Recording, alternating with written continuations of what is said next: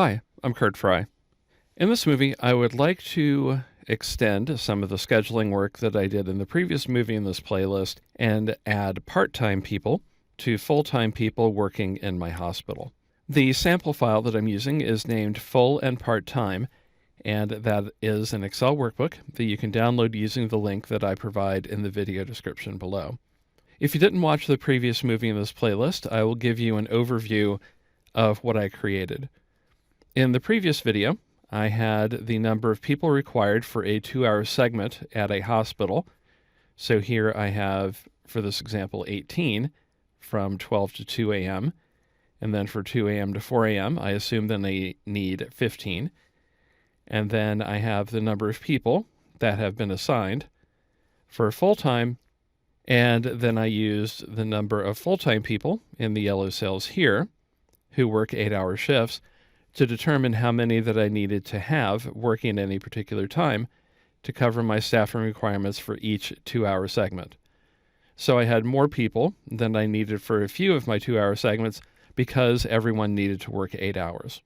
What I've added are part-time people, and those come from a pool, in this case, of people who can work anywhere in the hospital. So they're not specialists, but they are able to work. And I have added another table over on the right where I have the part-time people assigned for 2-hour shifts instead of 8 hours. So they can work from 12 to 2, 2 to 4, continuing on. For budgetary reasons, I assume that I have a maximum number of part-time people that I can use in any 24-hour period of 20.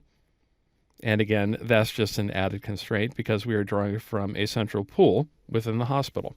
One other thing to note is that I assume everyone works 2-hour shifts.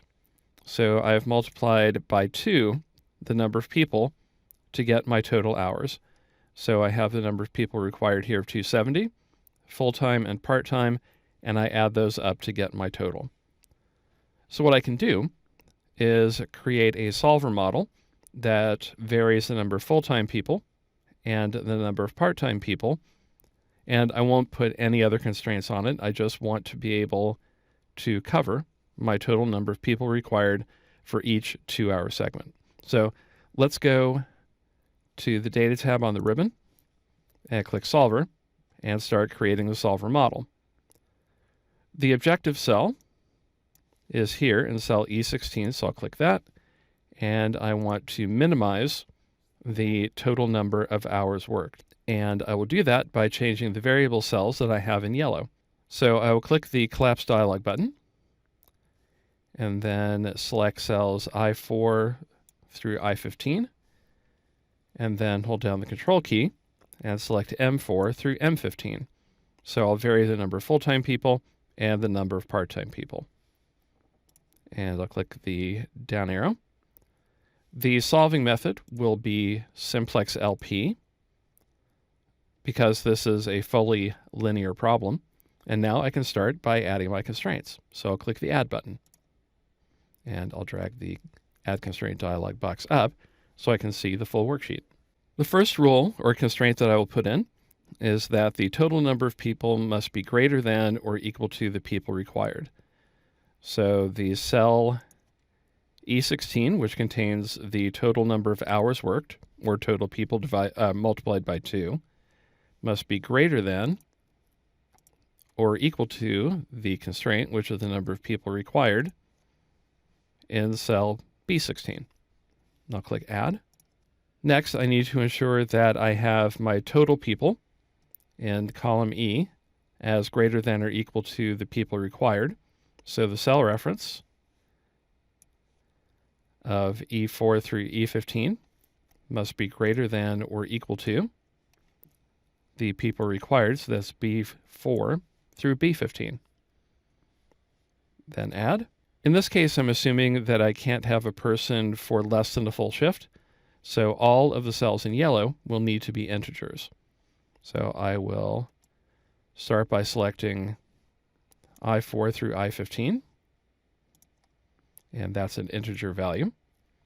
And because I have 2 ranges that aren't connected, I'm not able to create a constraint or a cell reference that includes both of them at the same time. So I need to create two separate rules.